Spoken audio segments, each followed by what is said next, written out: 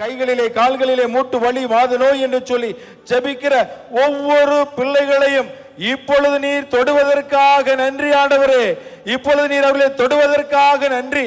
பெரிய விடுதலை இப்பொழுது அவர்களுக்கு நீர் கொடுப்பதற்காக நன்றி செலுத்துகிறோம். உங்கள் அக்கினியின் அபிஷேகம் இறங்குவதற்காக நன்றி. இந்த இடம் முழுவதும் ஆவியானுடைய பிரசன்னம் நிறைந்திருப்பதற்காக நன்றி. தொடர்ந்து ஆசீர்வதியும் ஆண்டவரே, தொடர்ந்து ஆசீர்வதியும். விடுதலையோடு அவர்கள் மகிழ்ச்சியோடு இல்லம் திரும்ப தேவையான ஆசீர்வாதங்களை தந்து வழிநடத்தும் ஆண்டவரே, வழிநடத்தும்.